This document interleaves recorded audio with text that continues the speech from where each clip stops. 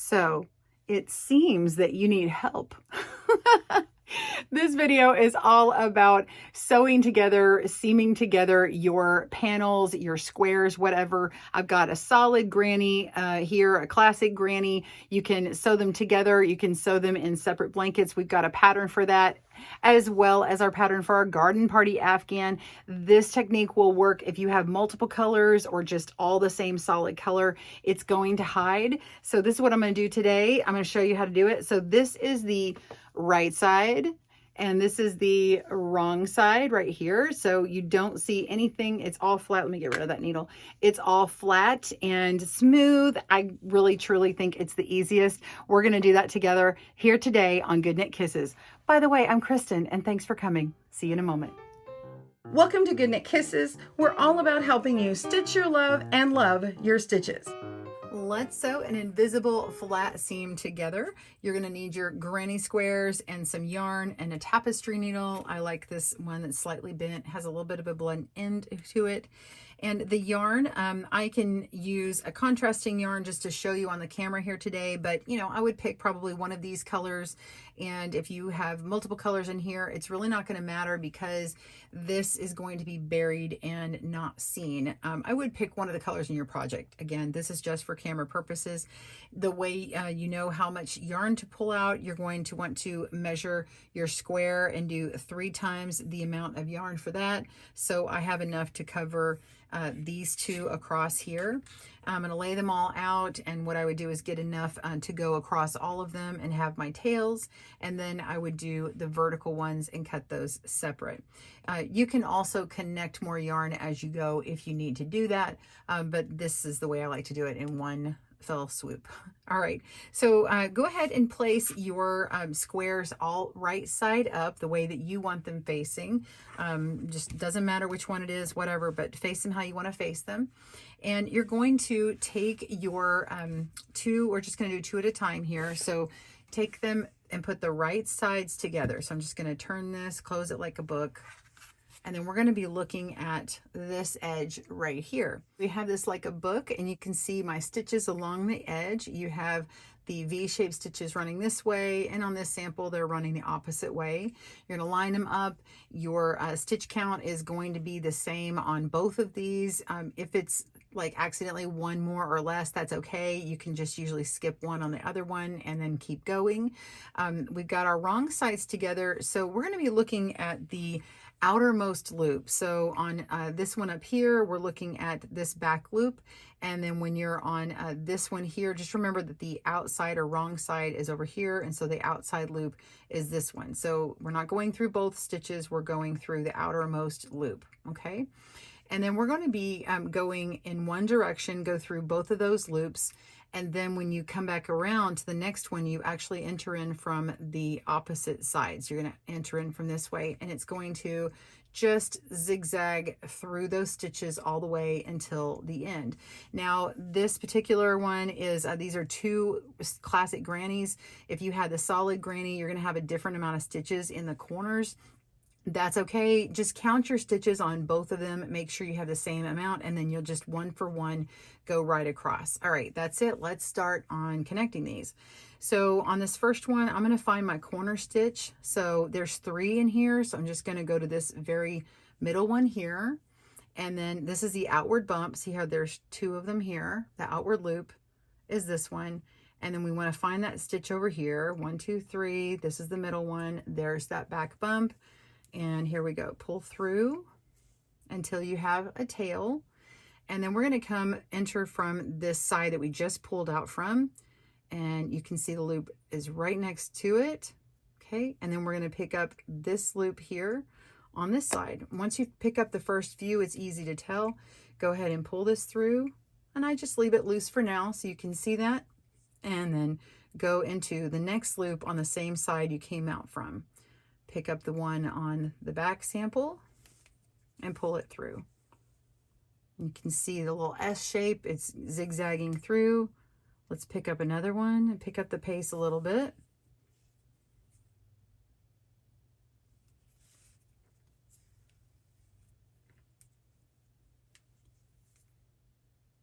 So I'm just working all the way down the line. Make sure you get all of the strand. Don't split that. Don't pick up any other loops, just those two. So you just keep working back and forth like this. Okay, and then when we come to this corner here, I'm going to show you how to add on another set of squares. All right, pause your video. I'll see you there. Okay, so I've got my corner here and my corner on my new set of squares. I'm going to hold both with my other hand, and we're going to go into this corner loop here, the very middle. So I'm going to count my chains here. We've got 1, 2, 3. So it's actually this one in the back loop. I'm going to go ahead and pull that on through, and now I'm going to look at this corner, and I have 3 chains, 1, 2, 3, and I need to be in this loop here. So I'm going to come in and approach it from this direction because I came from that direction before, into that loop, pull through. All right, now I've got them semi-connected here. Now we're going to go back through this way. This is the next corner loop, the outside loop, and then we're going to go in the outside loop here and pull through. And now coming back, we're going to go from that side again and get that back loop, our outside loop, and then this outside loop here, and just keep going. So you're doing exactly what you did down here. And then once you get to the end, I'll meet you there and I'll show you tightening it up, and then we'll make this other part across to connect them in a square formation. All right, pause your video. I will see you there. All right, pulling through that last one, and let's open it up and tighten it. So I'm going to pull on my beginning strand and my end, tighten them up, and I'm going to kind of slide this on down. Look at that. And so this is where we would want to make sure of our tension. Go ahead and kind of ease that fullness. Make sure it's not too pulled in tightly there. I like to kind of pull these out, give it a little bit of a tug, okay, so it accommodates it, and then make sure this is right where I want it. I go ahead and leave these tails in here at a manageable length. You know, you can cut that off, but leave them in there and don't tie them in. Don't completely weave in the tails until you have finished seaming all of your lines, just in case you need to make any other adjustments and have a little bit of wiggle room.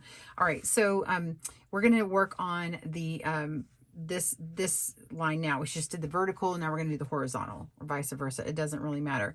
Again, you're going to put your right sides together. So we're going to do that, sandwich it in half, and then you're going to begin again.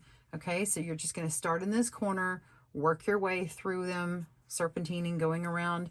I'm going to go ahead and start mine, and then I'm going to show you how I pick up in the middle here, and then I'll show you what the final looks like. All right, so go ahead and attach yours. When you get to this intersection, pause your video, and I'll meet you there. See you in a moment.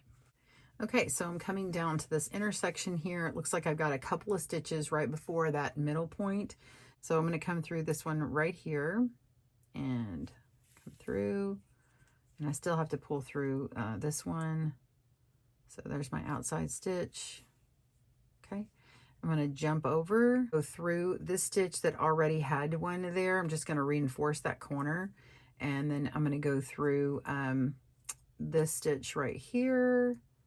I could reinforce this corner again, but I'm sort of like having to backtrack and put it in a kind of a different spot. And so I just want to put it in this one because it's a little easier, and I don't want it to kind of jog on the outside when I open it up. So I'm just going to go with the straight shot to the next one.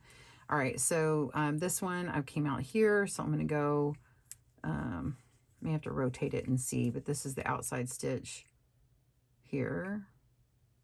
There we go. And let's go for the next outside stitch, and I'm going to pull through because I can see it easier. Usually when I get to this areas that are a little harder, sometimes I'll go through that one panel first and then the next one. So here's the next one I pick up. This is an outside stitch, but it's kind of hidden. So now I found it, and I'm going to find the next one and then come over here. And I feel like I might have missed a stitch in the corner. So I'm going to go through this again because apparently I didn't have enough chains on that one, but that can happen, right? We're human.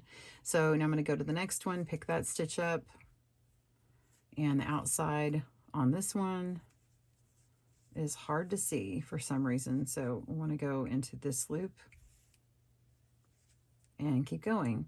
So it's the same as before. Once you get past those corner stitches, you should be able to see it pretty well, but you have to kind of just pick out and look at it carefully. So go ahead and finish that up. I will meet you back when I've got it ready to pull together. All right, see you in a moment. All right, I'm pulling through my last corner stitch, and let's open this up. This is the one that we just did, and now I'm going to pull tight on those. Okay, I'm going to pull these.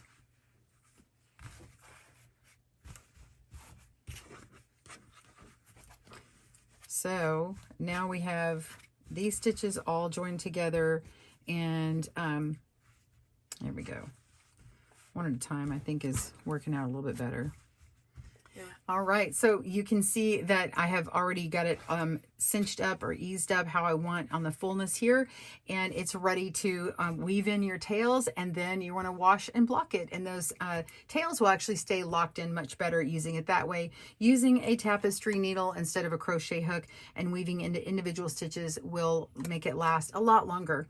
Now you can see a little bit of the white through here, and of course that's just for demonstration purposes only. You'll want to use a matching yarn to your project. Well, I hope you found that helpful. If you want the patterns for the granny square blanket or the garden party blanket, be sure and go click down below in the description. If you enjoyed this video, please hit that subscribe button. I'm so glad you came today. Be sure and comment down below and let us know if you enjoyed the technique, or tag us at Good Knit Kisses on Instagram. We'd love to see what you've made. We'll see you soon, and happy crochet. Bye, everyone. Thanks for joining us today, where we help you stitch your love and love your stitches. See you again soon.